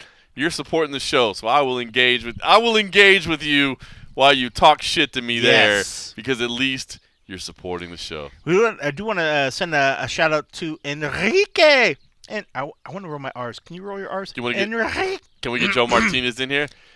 Enrique. Yeah! Go Ortiz! Thank you for jumping on for a year, and he actually took good benefit. He joined and literally put his first message within minutes, so I thought that was awesome. Did the new annual option, right? Yes, which is Support cool. the show on an annual basis. I mean, it's because And actually, I just noticed another person that did the same sort of thing. Our lovely fellow Mark Fellows deleted his. Sad to see you go. And then came right back with the year membership because you guys get a discount. I like that. You get a discount if you pay for a year in advance. That's not us. That's just Patreon saying, "Hey guys, you want to do this?" But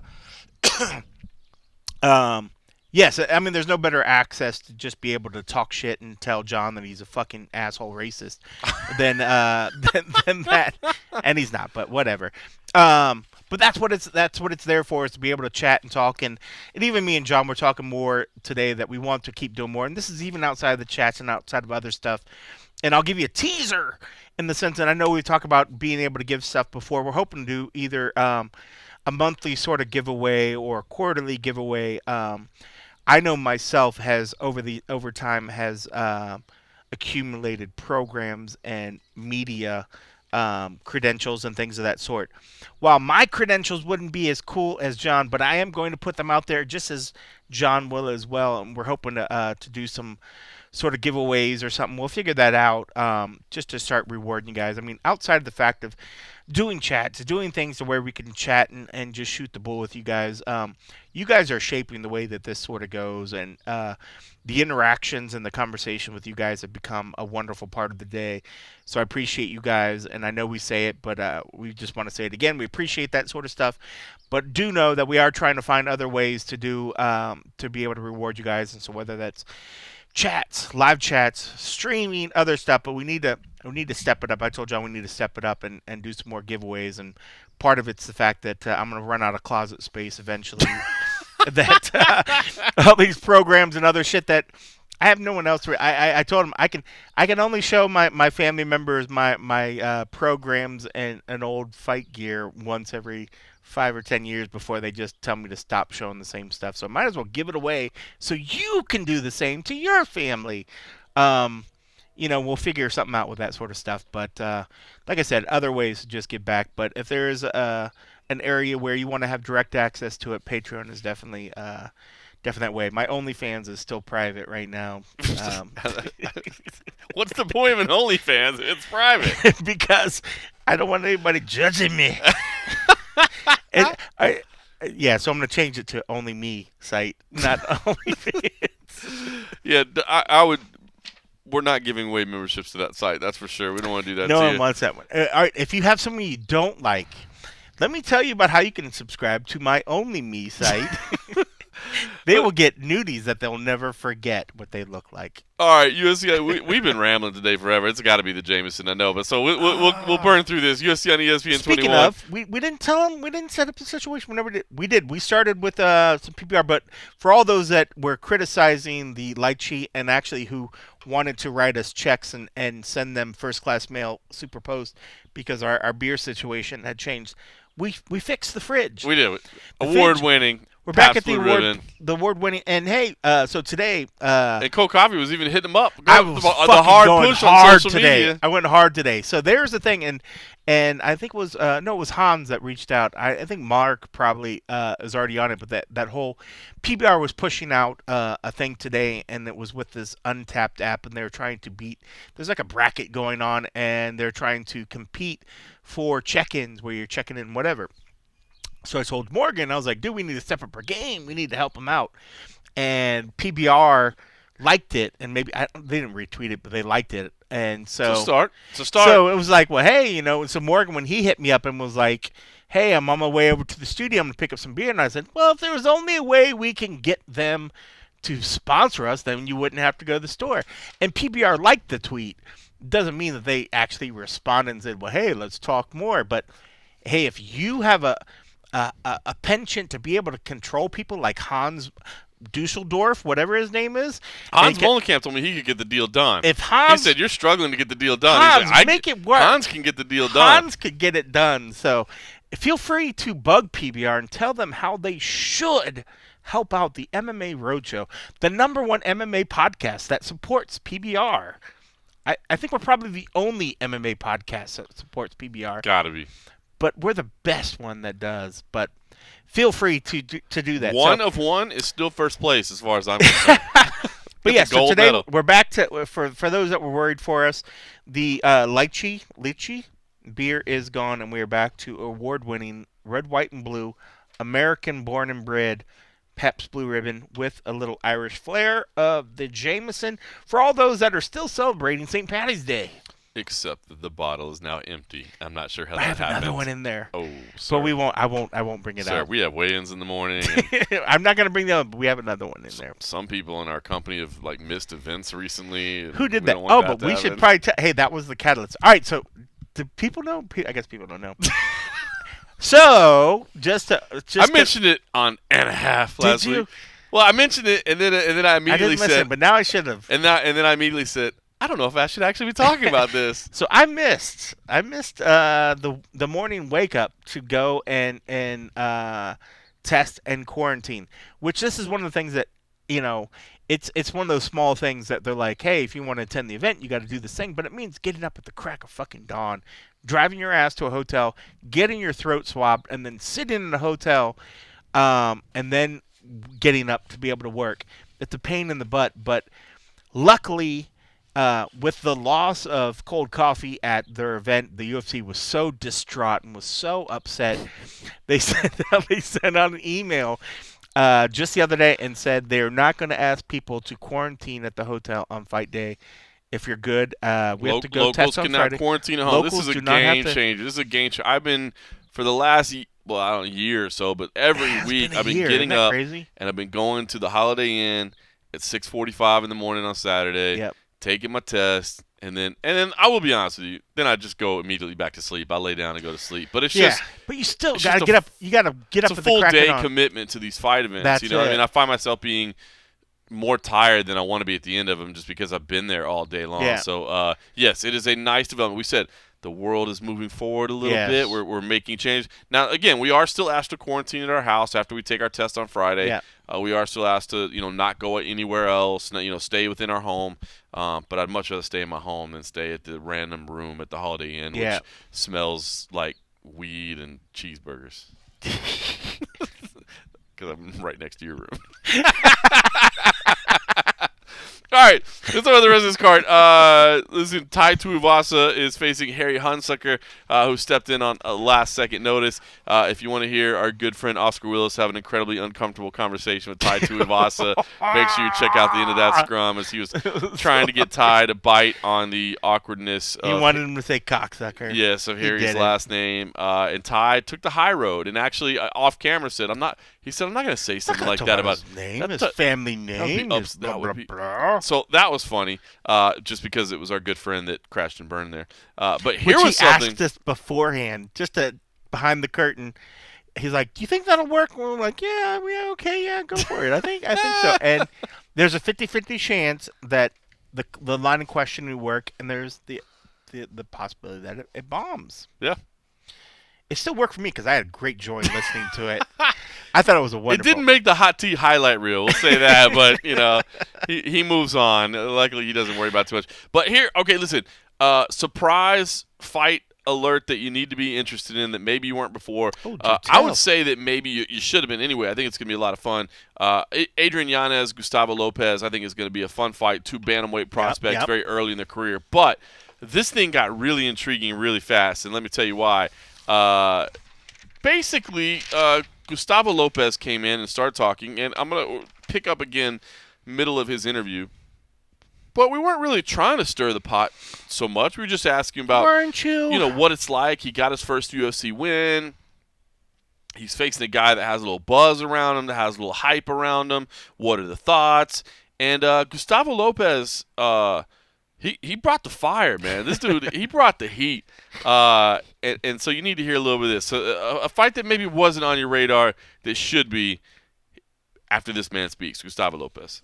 Like I am I'm glad I'm there. People are like looking past me and thinking, oh, Gustavo's gonna get knocked out by this dude. By who?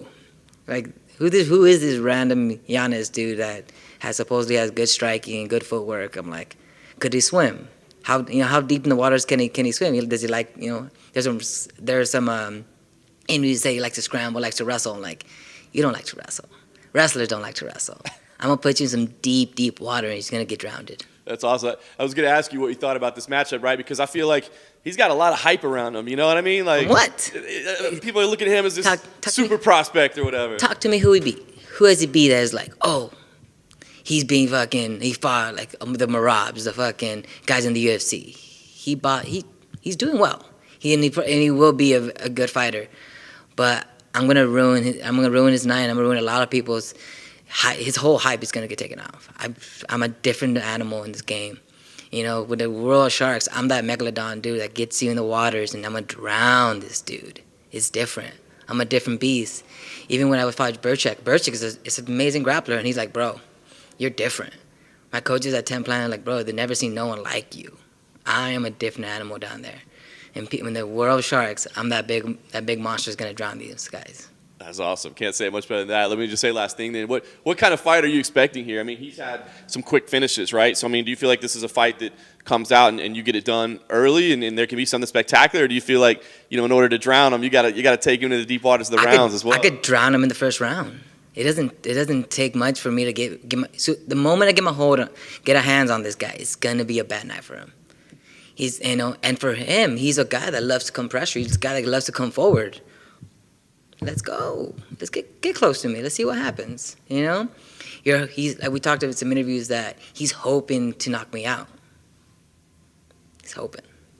You know, I know if I get a hold of him, it's gonna be a bad night. And my striking, who's saying my striking ain't good? You know, have you not seen my last highlights? So where's this hype coming from this dude?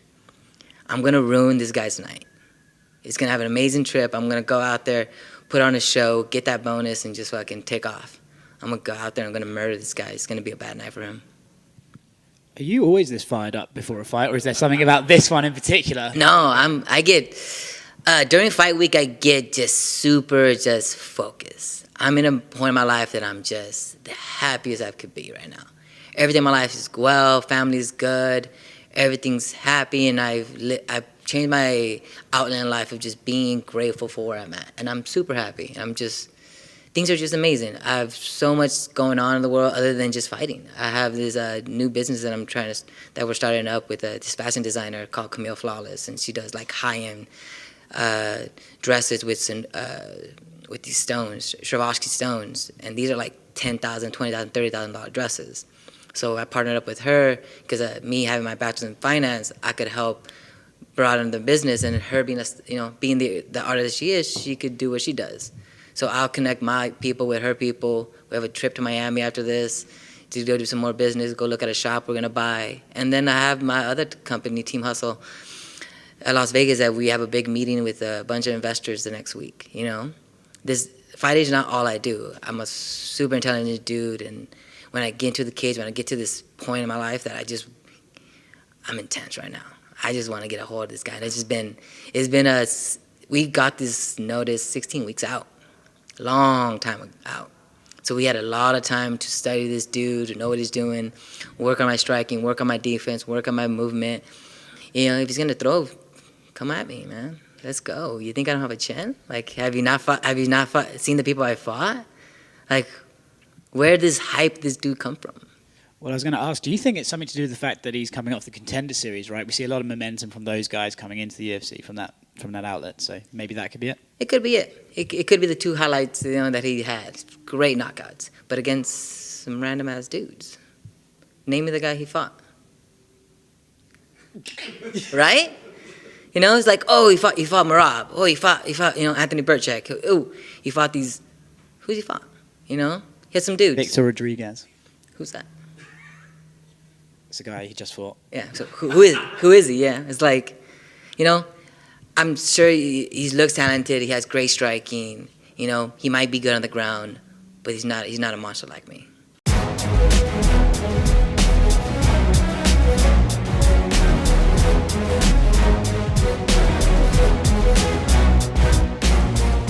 All right, so Gustavo Lopez bringing the heat, to say the least. I will say it was kind of funny. Obviously, our man Oscar Willis had a little bit more success in that interview, but Gustavo went from saying he's going to murder a man to talking about a dress shop that he's opening in the course of one sentence, which I thought was very exciting. So that sets the stage, right? Gustavo Lopez bringing the heat, and we were all like, "Damn!" Like, dude was talking, right? Well, later on, Adrian Yanez shows up, and he starts talking, and we're asking him some questions as well, and we're kind of leading him to the Gustavo Lopez thing, but as we're interviewing Adrian Yanez, we find out, oh, he saw that. He was watching all that. He knows exactly what was said. And here's what Adrian Yanez had to say. I'm sure somebody's going to get past the first round with you eventually, but is it this guy? What did you think about this matchup when they gave it to you? Oh, man, when they gave it to me, I immediately liked it because I was already keeping a close eye, like especially in the regional scene. I've always looked at 35ers all around. I already knew who I was going to have to be facing, so he was on the regional scene. I think he was with Combate Americas and everything, and I've got offered to fight with them once, and I think I went with somebody else. You know, I think I took another thing, and I just didn't fight. But yeah, I've been watching him. So I've been watching him for a very good time. He's a tough guy. Like I know he was up here, just like kind of being very like he was real fired up. And I get sometimes you have to get like that if you're fighting and you're a fighter. Of course, you know me. I'm cool, calm, and I'm very collected. You know, I think before I speak, and you know, it's gonna bite him in the mouth. You know, he's gonna like. When he goes in there and he's like, who has he fought? Who has he fought? Like, okay, well, once I knock you out, everybody's going to be like, well, who have you fought? And I'm like, well, I don't know. Y'all got to go out there and like, make the statement. So I was like, so to me, I know he's a tough guy. He's a really tough opponent. And like, I'm excited because like, he's a Mexican fighter, Mexican pure blood fighter. So anytime you gotten two Mexicans in the cage, you know, they go out there and they just have a brawl. And, you know, that's exactly at the end of the day, like, I've always loved those type of brawls, you know, like my fight in LFA when I fought Kyle Estrada, you know, to me, that was like one of the funnest fights, even though it hurt afterwards. But during those moments, you're able to dig deep and able to go out there and just find out more about yourself, especially after the fight. You learn a little bit more about yourself. So it's real cool. But Gustavo, man, hey, look, whatever they're saying about the hype and all that stuff, you know, you can like, he's like thinking about this and he's, how can I say it? He's reading too much into it, man. All this can be gone one day. So, like, hey, look, just enjoy it while you're here, man. You're getting fired up over people's opinions. So, hey, you know, we're going to go out there at the end of the day, and we're still going to have to fight. So, hey, it doesn't matter to me whether I got the hype or not. So, well, no, it's funny because he was definitely fired up. I think that's a good. But now that we know that you've seen those comments, I mean, does it make it personal, or did it get you fired up a little bit, or under your skin at all? No, man.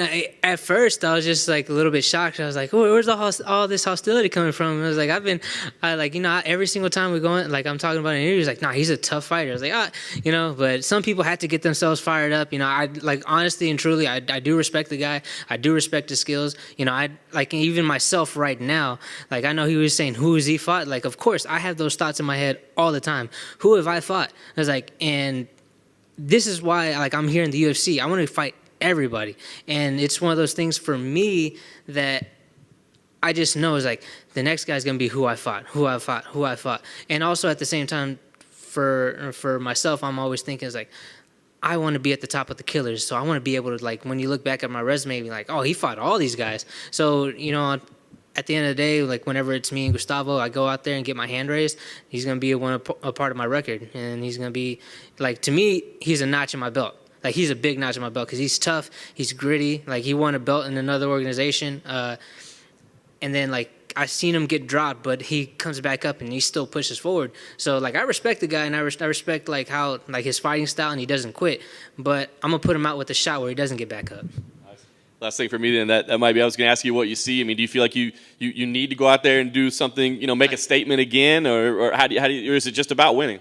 Oh, to me, it's just about the winning. It doesn't matter how it happens or when it comes. You know, it's just a matter of getting that W.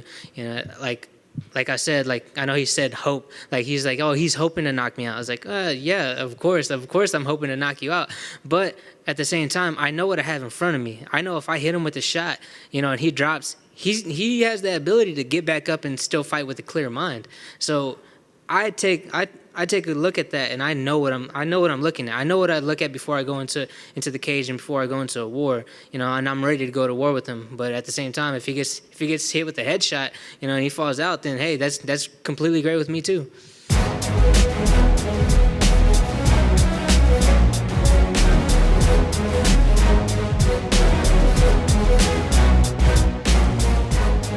All right, so Adrian Yanez handled things a little bit differently. I don't want to say takes the high road. I just want to say, I think he felt like, well, what's all? I love that he's just like, what's all this heat about? I just loved his energy was so. He amped me up. I mean, if you don't know the guy, if you don't like him, he made me just want to watch him fight. I was so into it after listening to him. That's a little under the radar. Should be a lot of fun. Yeah. The rest of the card. Let me just give you a couple things to look for that I think are going to be fantastic.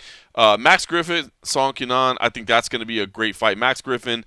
If you look at his record on paper, you go, but this dude comes to fight every time, and he's fought nothing but absolute killers every single time out, and it feels like he's, kind of at this, different point in his career, which is exciting. Meanwhile, Song Kenan, 4-1 in the UFC, I believe, at this point, a year away, with everything that's been going on. Obviously, he hails from China.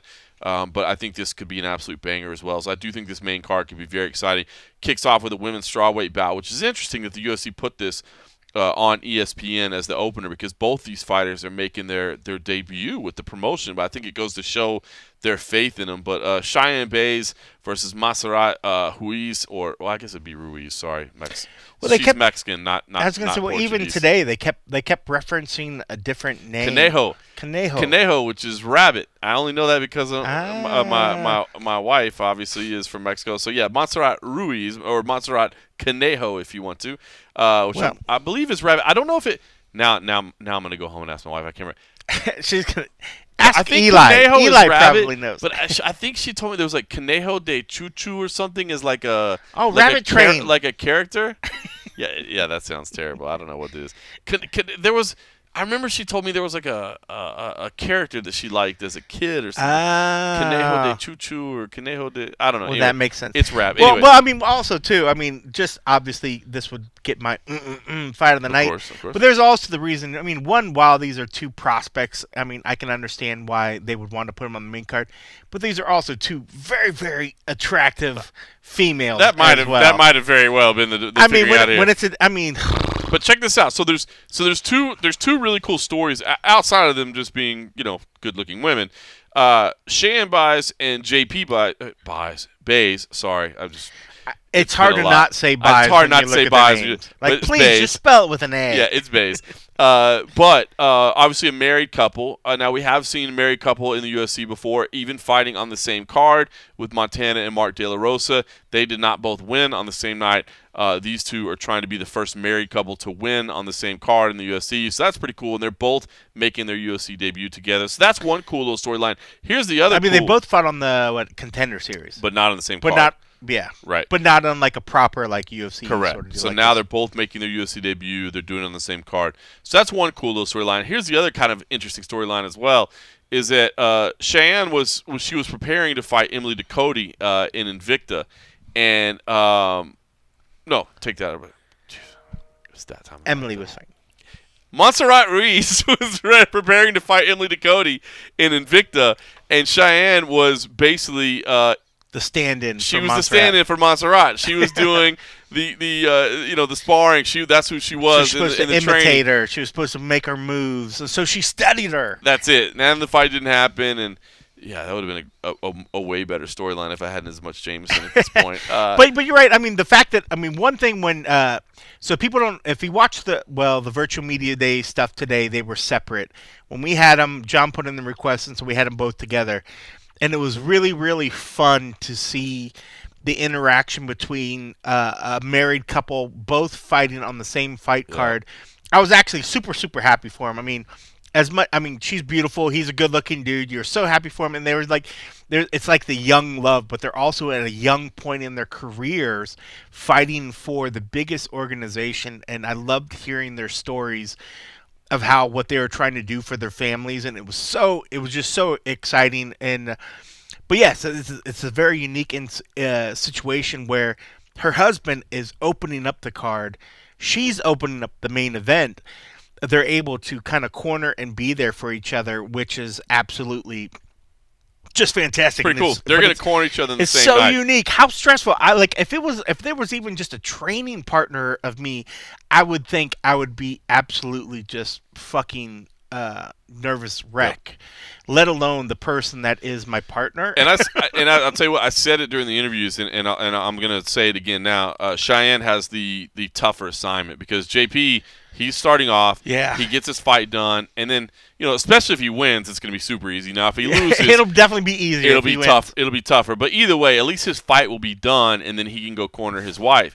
His wife, meanwhile, is going to go corner him and deal with that absolute emotional roller coaster, that absolute adrenaline dump. Because I'm telling you right now, and I don't know how much people understand this. It was interesting. We talked to Megan O'Leary about this the other day, right before Joseph Benavidez' fight, about what an emotional dump that is watching somebody compete. I mean, I can tell you just like the emotion I have watching my son compete in a jiu-jitsu tournament or something. Yeah. You know what I mean? Now you're talking about your husband or wife in a mixed martial arts contest. Like not just some grappling, some absolute like getting punched in the face. They can get their face literally destroyed. It is the most helpless feeling you can ever have, and your heart goes out for that person that you love. Dude, she's going to have to ride that wave of emotion and then settle back in and get ready for her own fight. And again, if he wins, that's probably a great thing, right? Yeah. Now she's feeling great. She's going to be super amped up. If he loses, now she's got to put that behind her and turn her on. Oh, my God. I would think out of the two, just seeing their personalities, and it's funny because she actually got the call into the UFC before he did. That's right. If there was one out two, and this is no slight to JP, but just seeing their dealings, if there was a person between the two of them, I think would do a better job of dealing with the emotions of their partner taking a loss before. I think it's her because she's doing the steering on that ship right now. Oh, dude. I mean, wow, she's a lovely individual. But it's funny, even when the fight night, when she got her contract, she was great when she was like, we wanted him to get it first. We wanted him to get in, but he'll get there. So I love the fact that she was very focused on herself. So it just seemed like if there was going to be one that was better to deal with, it would probably be her. But I think you're right too. But she made some great stories. If you guys get a chance, I will credit today when the virtual media day. We didn't put up on our site, but if you go find the virtual media interview of her today, I thought when she described how her and JP met and their interaction. I'm not big on that sort of stuff. Maybe I've become more of a softie in my older age. I thought it was pretty cool listening to how they met and then the way that their relationship and let alone their career has grown, just for the fact that they both chose the same career path. And uniquely enough, they're almost in the same trajectory of going forward. It'd be like the same if say you're a doctor and your loved one is a doctor, but you're both going through medical school. You both got hired on somewhere where you're in your residency, and now you both get to prove yourself. You know, cool. So it's unique to sort of see it. Like we're literally at the point where we could see a married couple that can either become a dynasty one day, or maybe one does well and one falls out. Yeah. Who knows? Right now is interesting. So if you want to buy in on the great drama of MMA for the future. Or bay in. See, Jameson does you well. That was good. That was good. All right. That's the main card. Listen, I tell you, it's going to be very good. That was really good. That was good. I did there. Marion Renault and Macy Chausson. I love Macy. That'll be that should be a strong fight there in the women's bantamweight division. Leonardo Santos, keep an eye out for Leonardo Santos, a guy that I think constantly flies under the radar. He's been an absolute elite level jiu-jitsu player for years and years and years. His MMA career has been a little up and down and starts and stops, and really it's crazy because his record. I mean, his record is amazing. He just doesn't fight frequently. He, with injuries and other things, he's never been able to build momentum. But Leonardo Santos, I think, probably one of the most underrated guys in all of the UFC, if I'm being completely honest. And one last one that really stands out to me, Roman Dolidze dropping down to middleweight to face Trevin Giles. I just think stylistically it's going to be a great fight. But Roman Dolidze, a fighter that I didn't think was that small as a light heavyweight, if I'm being completely honest with you, man. I like the dude's skills. I like his personality. I like everything about him. He's got an impressive, undefeated record coming in against a very tough Trevin Giles as well. But dropping down, dude, when you go from, that's a 20-pound drop from light heavyweight to middleweight. Yeah, when you make sure that, is. that's one that is again completely under, I'm sure, most people's radar. That's standing out to me. So anyway, listen. We've been rambling for too damn long, man. The Jameson got going. We got involved on some topics we didn't even know we were going to be so passionate about, and I'm sure most people have tuned us out by now, which I completely agree. But if you're still sticking around and you made it through all this, and hell, hopefully maybe you're even a little entertained by it. Even as I started to stumble over my own story, I'm like spitting on things, so yeah, it's probably good. Yeah. Thanks for listening.